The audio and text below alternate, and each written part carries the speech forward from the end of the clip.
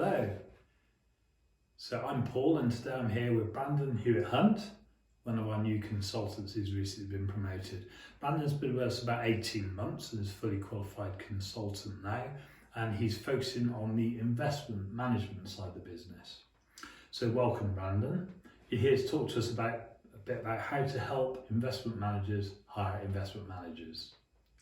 Yeah, so the overall point really is about ensuring that the whole interview process that candidates go through is a positive one for them, and ensures that they feel positive about both you as an individual and your company as a whole, as we recognise that investment management is a small world and people know people, so Sorry. Sorry. Start that question again. So Brandon, you're here to talk about investment management and how asset managers and wealth managers make a good impression when they're hiring investment managers. Yes, so the overall point is about ensuring that the process for interviewing is a positive one for the candidate and leaves them feeling good about your company as a whole. As we know, that investment management is a small world, and whether or not that particular candidate ends up getting the job, they are likely to at least tell their friends and colleagues about the process, or worse still, they might even tell your competitors about how the process was when they went through it with you. There's also a wider point about if you treat them with respect, even if they don't end up getting the job, they're more likely to become an advocate for your company and refer people onto you in the future. Whereas on the contrary, if they don't feel positive about the process they went through with you, they could, in today's day and age, they could take those feelings onto social media, which can damage your reputation greatly. Wow, yeah, that could be really serious, couldn't it? Yeah. So Brandon, you've got a few pointers. What's the first point?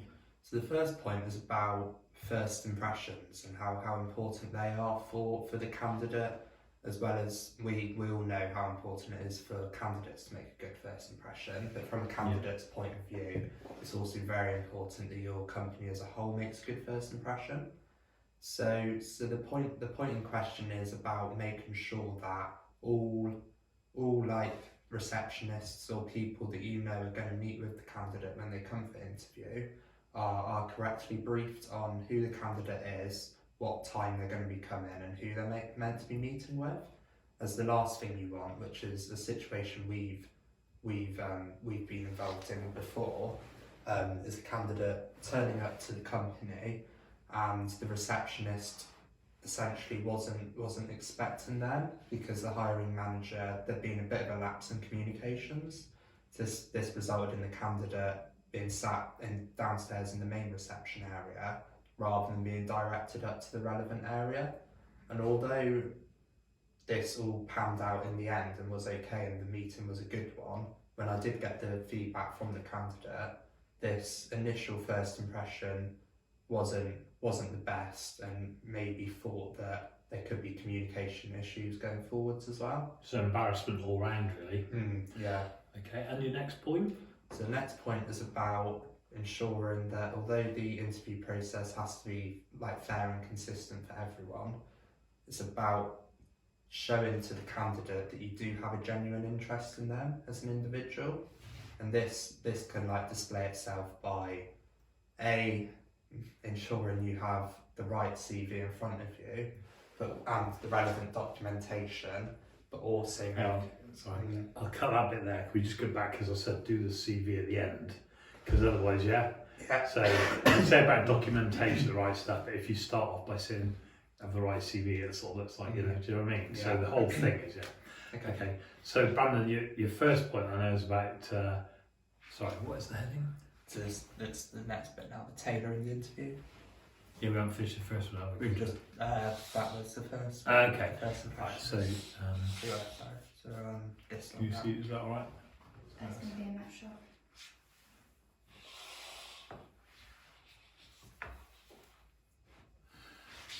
So after first impressions, Brandon, I know you want to talk about what happens once you get into the interview, don't you? Yeah, so when you're in the interview, it's important to ensure that you, although you adopt a fair and consistent approach to each individual in terms of your questioning, you do also need to make sure you can tailor the interview as well to show you do have a genuine interest in the person as an individual and their individual successes as well. And how do you do that? So you need to ensure that you have all the relevant documentation which highlights what they're experienced in, where they've been, and also any key sort of successes they've had.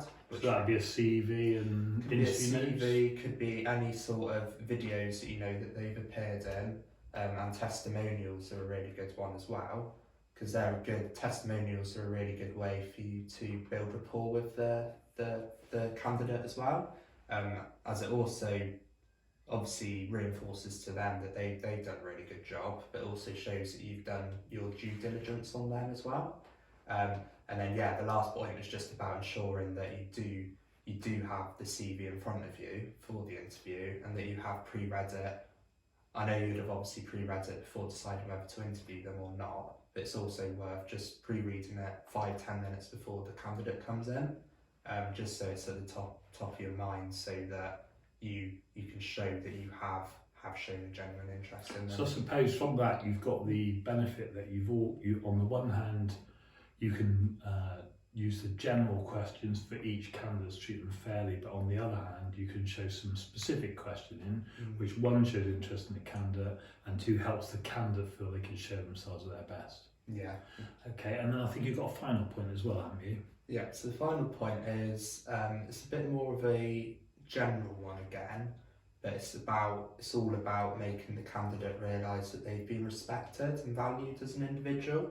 And this is about just ensuring that you're punctual, which means turning up on time. As obviously the candidate is expected to do this, but the last thing candidates want, and we've experienced this before as well, is to be, say they have an interview starting at 10 o'clock and they turn up in good time, 10:45, 20 to 10, to be then left waiting in the reception area until 10:15.